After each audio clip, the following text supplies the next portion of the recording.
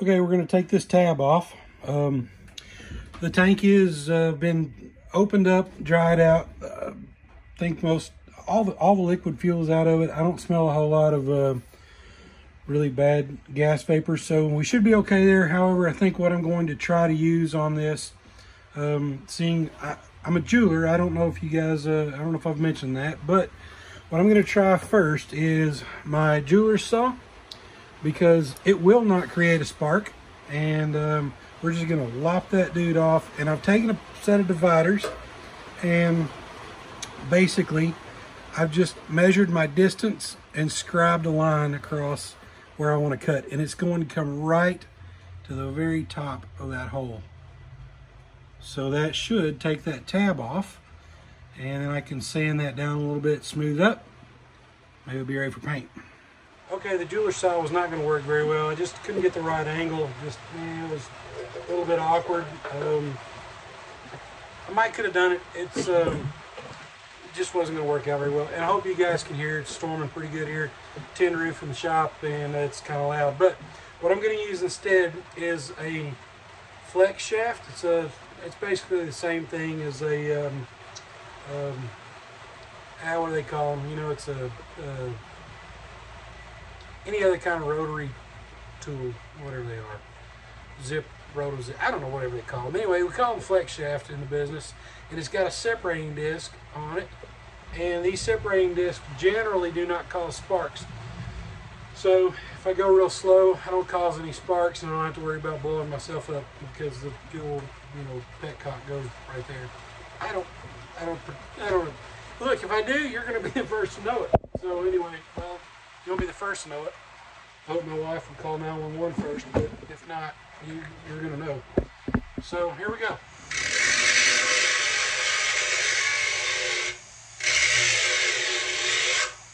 Yes, I should be wearing iPro. No, I don't know where they're at right now. Yeah, wear iPro when you do this.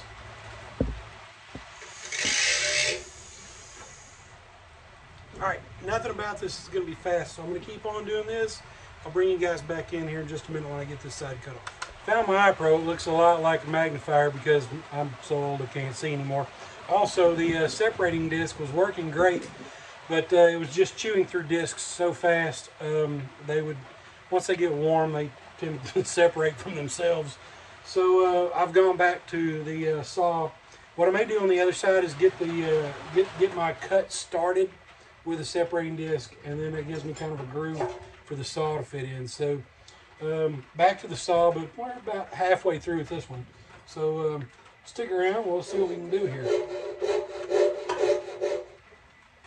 And by the way, guys, there's not a lot different between this saw and any other coping saw other than the blades.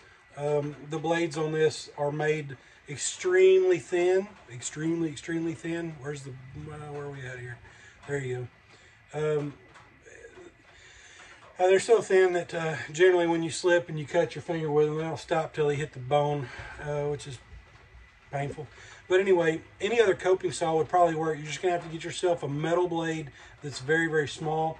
Well, it doesn't have to be small. It could be thicker than this. Matter of fact, they would last longer, because I'm sure I'm going to go through a handful of blades in the process of this as well. But there's nothing special about the saw. The saw blades are special typically because I use them for jewelry work, but in this case, they'll cut this just fine, and I don't think you'd have to have any kind of special blade outside of a metal cutting blade. Also, if you can get a saw frame that's got a deeper throat to it, will help you quite a bit too, because I'm already starting to have some clearance problems. Got no clearance. Okay, there we have it, guys. It's been sawed off. I took a file and filed the edge down a little bit.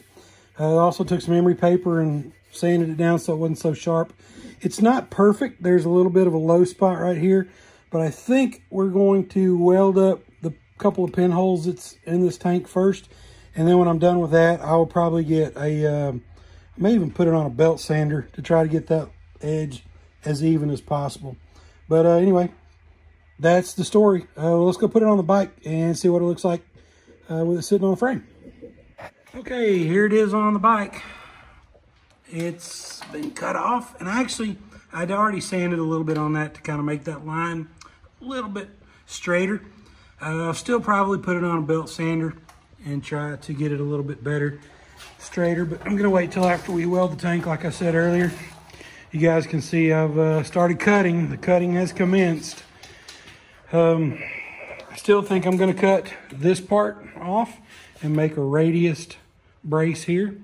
And I'll cut this long because I'm not real sure until the seat comes in where I'm gonna need to shorten this at and what the hoop is gonna look like and all that. But here's the other side of the tank. As you can see here, I've still got a little bit of a low spot there. It's gonna need to come off.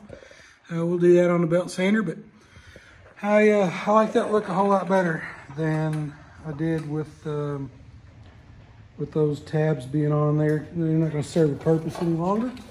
And it kind of just looked out of place. So that is today's episode.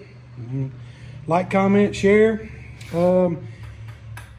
Be sure to like. Give us a follow. Follows just help me be able to gauge whether or not I want to keep putting this stuff up on YouTube, or if I just want to put the camera down and do the work without the hassle. But guys, let me know what you think.